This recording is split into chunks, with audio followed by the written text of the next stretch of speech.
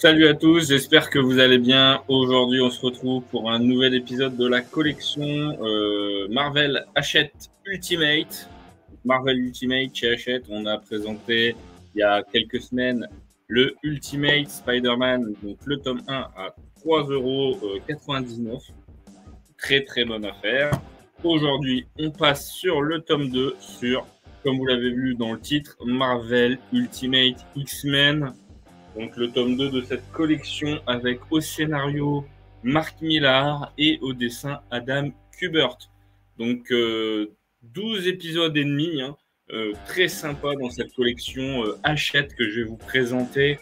Donc à savoir que je vais commencer par vous parler d'abord du récit et ensuite dans un second temps, on parlera aussi de mon avis et comme ça on pourra échanger ensemble. En tout cas, encore une fois, c'est une très jolie collection avec ses bonus intégrés, notamment les petites introductions expliquant le contexte de la création des X-Men par Mark Millar et même Geoff Jones, hein, qui ont appartenu au niveau du scénario. Au niveau des dessins, on a notamment Adam Kubert, comme je l'ai dit, mais aussi Andy Kubert, Aaron Lopresti et Tom Raney et Tom Denick, donc qui ont aussi fait quelques épisodes quand Adam Kubert n'était pas disponible, tout simplement. Et on a également l'ancrage de Joe Kubert sur un des épisodes qui rend très très bien. Et donc on va avoir donc cette introduction sur les deux premiers arcs des Ultimate X-Men que je vous présente juste après. En termes de bonus, on a juste une page alternative, une couverture alternative. Ça peut être mieux en plus de ces commentaires. Et donc on a de l'épisode 1 à 6 pour l'homme de demain. On a l'épisode 7 à 12 pour Retour à Armix, donc en 6 épisodes à chaque fois. Et on a également l'épisode qui s'appelle La mort du père, je vais en reparler un petit peu, c'est l'épisode 1,5. Donc finalement, on a quasiment 13 épisodes là-dedans pour 9,99 chez Hachette. Profitez-en, c'est vraiment une très bonne affaire, encore une fois. C'est le prix d'un Deluxe, hein, là pour 32 € ou 35, vous en avez pour 10 € avec quasiment 300 épisodes. Donc là, je vais mettre la petite bannière concernant l'histoire, elle est déjà mise, donc c'est parfait. Donc qu'est-ce que ça raconte? D'abord, on a la première partie avec l'homme de demain. Donc en fait, il y a un attentat à Washington qui est perpétré par la confrérie des mutants. Le gouvernement américain envoie des sentinelles pour exterminer les mutants. Jean Grey donc recrute à ce moment-là les premiers X-Men. Elle est déjà accompagnée du professeur Xavier de Cyclope.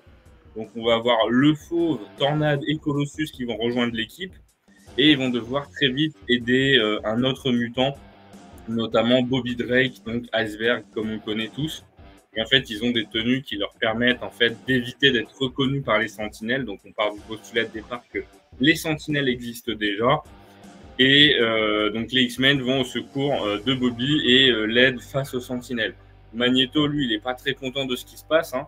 Donc forcément, il voit ce que Xavier fait et du coup, il envoie Wolverine tuer Xavier.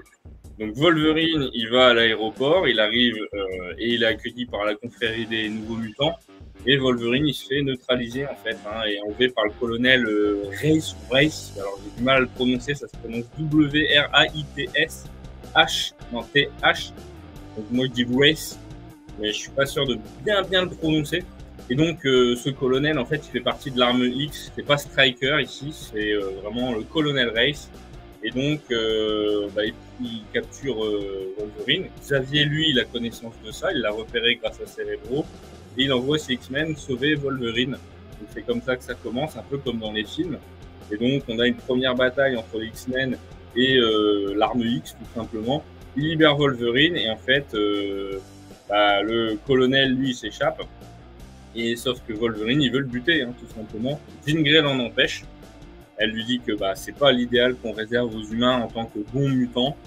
Et suite à ça, on apprend que c'est Magneto qui en fait aidé l'arme X à récupérer Wolverine pour qu'il puisse effectuer sa mission à bien et passer pour quelqu'un de totalement blanchi vis-à-vis de Xavier et ils vont pas chercher plus loin de où ils sortent pour rentrer chez les X-Men, donc pour pouvoir s'infiltrer.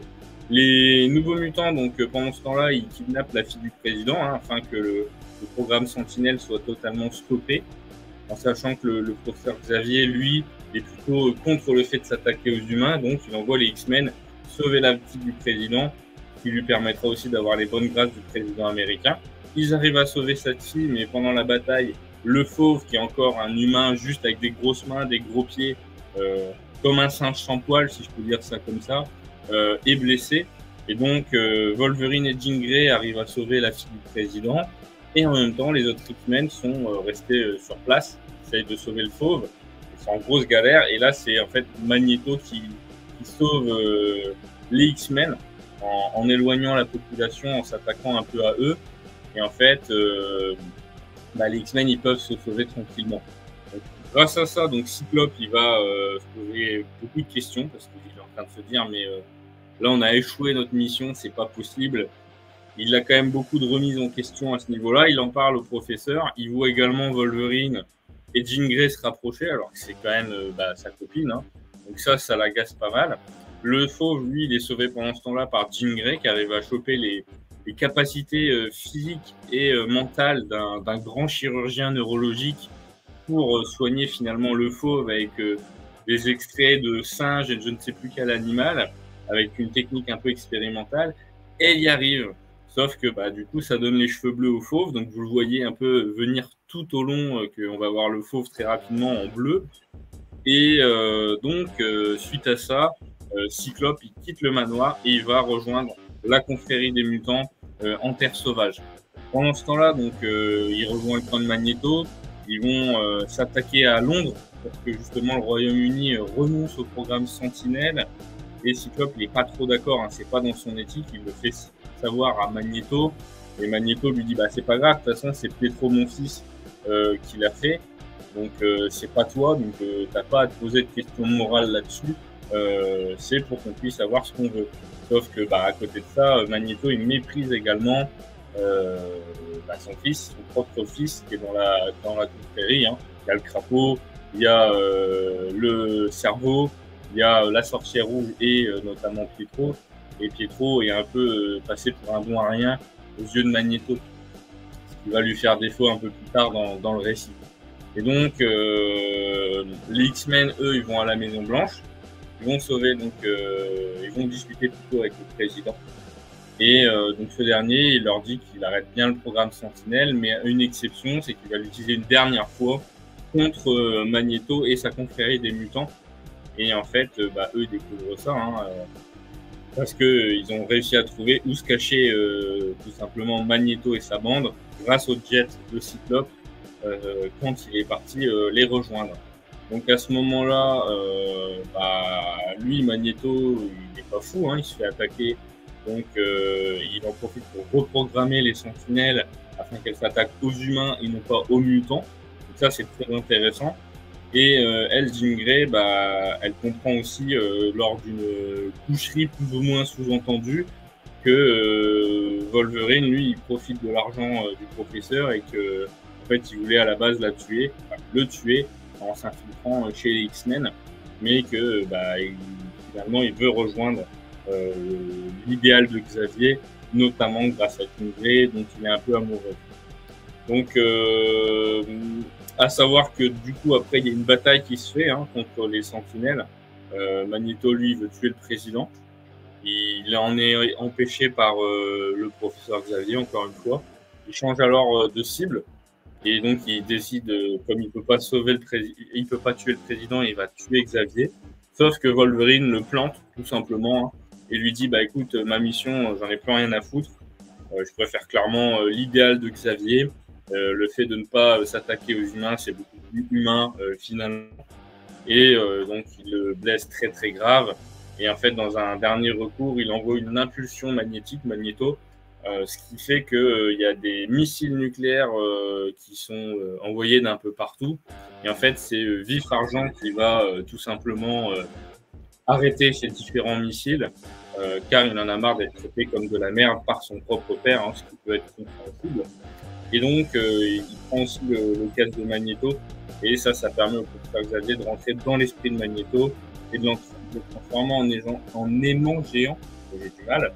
Donc, ça attire les sentinelles sur lui, évidemment, et Magneto meurt à ce niveau-là. Donc, ça, c'est de l'épisode 1 à 6, l'homme de demain.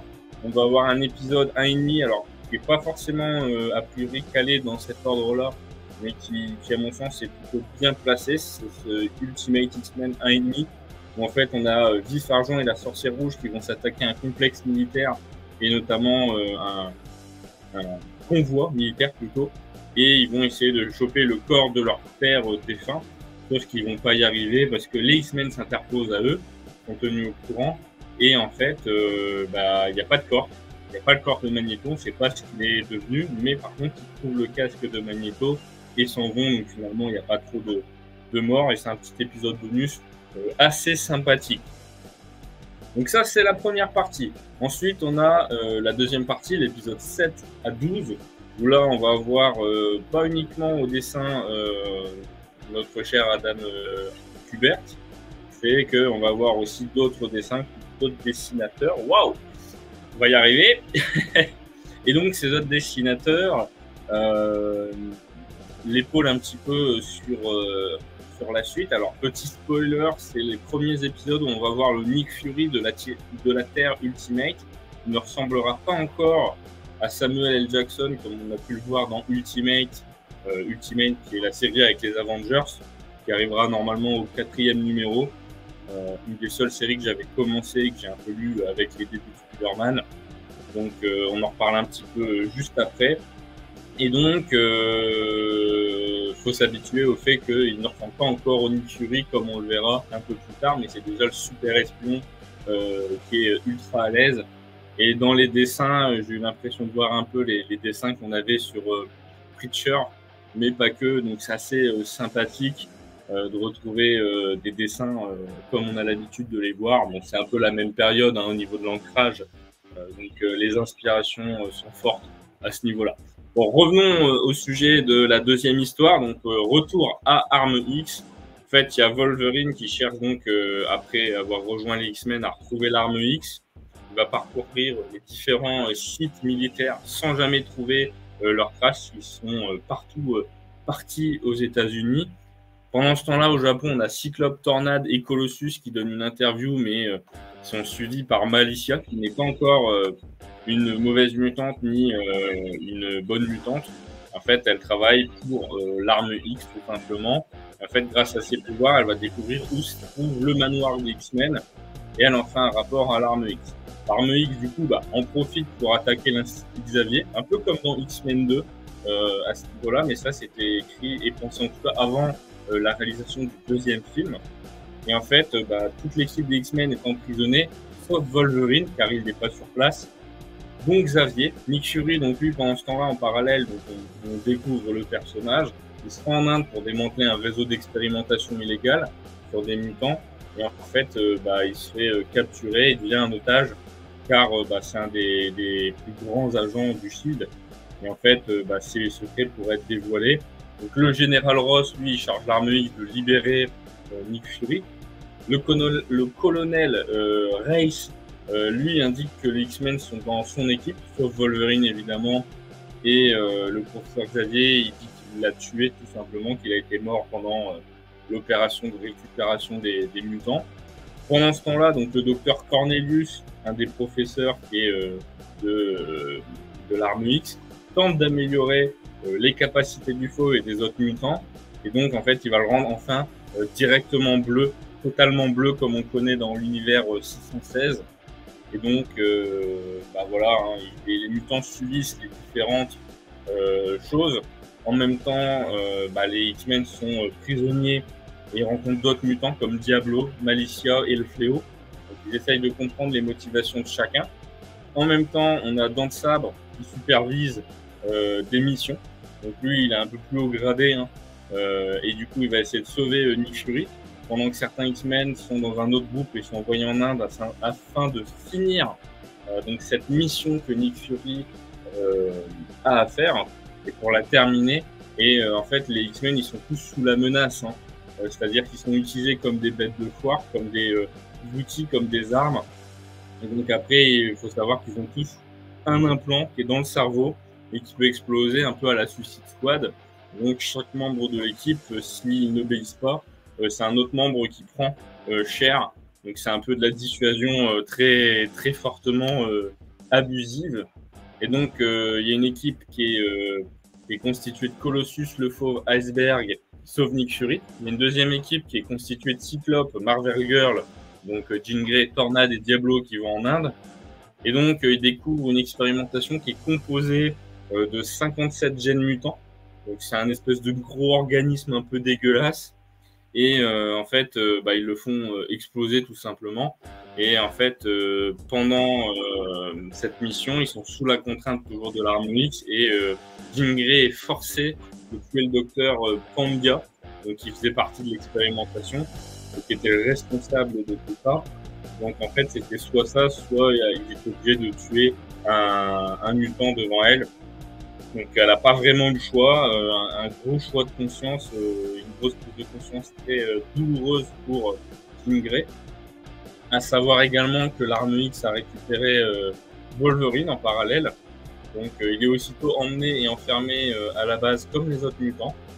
Le colonel, lui, il se félicite de toutes ses réussites et il va regarder ce qui se passe avec le professeur Xavier. Donc il a subtilisé avec un ordinateur qui est fusionné un peu au professeur Xavier. Et donc là, on arrive sur la fin d'un des épisodes. Ensuite, on arrive donc sur un flashback avec Wolverine qui est déployé en Irak. Et c'est à ce moment-là, en fait, où il rencontre Nick Fury qui est blessé, où il perd son œil. Et c'est là où Wolverine le libère et qu'il le ramène au camp des Américains. Donc on sait qu'ils se connaissent déjà. C'est une scène assez sympa parce que je pense que c'est celle qui est principalement ancrée par Joe Kubert. Et donc on ressent un peu sa patte à travers l'ancrage et c'est plutôt sympathique. Donc ensuite on découvre que Wolverine il pouvait justement se faire attraper. Donc ça on le sait grâce à Jean Grey. On a aussi un moment où Jean Grey arrive à créer un contact avec Diablo pour justement dialoguer et se comprendre, car il parle uniquement allemand dans cette version-là et pas encore américain. Et donc, ils arrivent à créer plein de choses comme ça. Alors, il y a des petites remarques un peu sur la sexualité. En fait, quand elle rentre dans la tête des gens, la plupart des autres, on voit qui sont dans leur fusion télépathique, si je peux dire ça comme ça, on voit Jean Grey en soutien-gorge et en tenue. Donc c'est un peu limite. Je pense que c'était pour la vanne à l'époque. Aujourd'hui, je suis pas sûr que ça passerait encore. Mais bon, pourquoi pas. Donc revenons à nos moutons. Donc Wolverine, son plan fonctionne très bien, hein. Il se fait capturer, mais en fait, c'est pour mieux sortir du programme Arme X. Lui, le colonel Reis, déclenche donc une bombe au quartier général du Shield, parce qu'en fait, il veut tuer le général Ross et prendre la tête en fait du Shield pour pouvoir continuer ses expériences sur l'arme X, tout simplement parce que le programme était voué à être stoppé au bout de 2 ans et pu être financé. Et donc, ça lui a pas plu. Pour lui, les mutants restent une menace à ce moment-là. En parallèle, on a Danzab qui emmène Wolverine à l'écart afin de tout simplement le tuer. Sauf que pendant ce temps-là, on a à la base de l'arme X le colonel Reis et le docteur Cornelius qui s'aperçoivent que Wolverine il avait un émetteur implanté en lui quand il est arrivé et ils savent pas ce que c'est. En fait, ils se rendent compte que c'est la confrérie des mutants qui est venue pour attaquer la base et libérer tout le monde. Donc en fait, il y a un peu les mauvais mutants qui viennent aider tout le monde. Donc il y a une grosse baston et ça c'est plutôt sympa.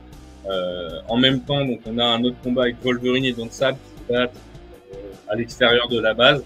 Lui, le colonel Reis, il voit que ça part en cacahuète, donc il part. Et en fait, il bute le professeur Xavier, qui était un peu sa dernière chance pour pouvoir s'échapper. Et donc, il tente de s'enfuir en hélicoptère. Sauf que le docteur Cornelius, le fauve, il essaye lui, en parallèle de sauver le professeur. Eux, les X-Men, la confrérie des mutants et les autres mutants qui appartenaient à ce programme, ils se battent pour leur liberté et tentent de rattraper ce fameux colonel Reis. Sauf qu'à un moment, le colonel, il fait gauler, tout simplement.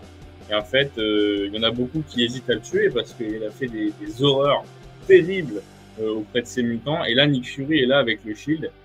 Et bah, c'est là que ça se gâte parce que les mutants, ils pensent qu'ils allaient être attaqués. Et en fait, c'est lui qui arrive, Nick Fury, qui est aidé par Wolverine afin de justement les rassurer, les aider, en leur disant qu'ils sont libres et qu'ils n'étaient pas là pour eux, mais pour le colonel Reich. Il me semble qu'il leur tire une balle. J'ai un petit doute là maintenant. J'ai lu qu'une fois hein, l'histoire, mais c'est aussi une découverte pour moi.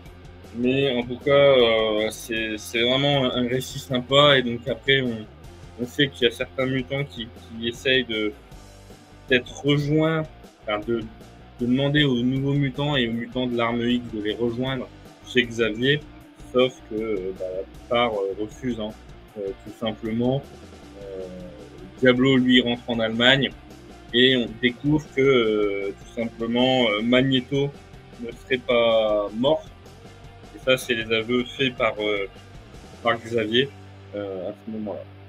Donc oui, c'est bien ça. Le colonel Reich, il se fait buter par Nick Fury hein, à la fin. Un Nick Fury en costard blanc, ça me fait bien rigoler hein, parce que ça me fait penser vraiment au premier Nick Fury.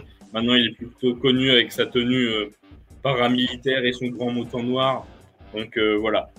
Donc mon avis, je vais vous le donner. Purée, 21 minutes d'enregistrement. C'est un peu plus long que ce que je pensais.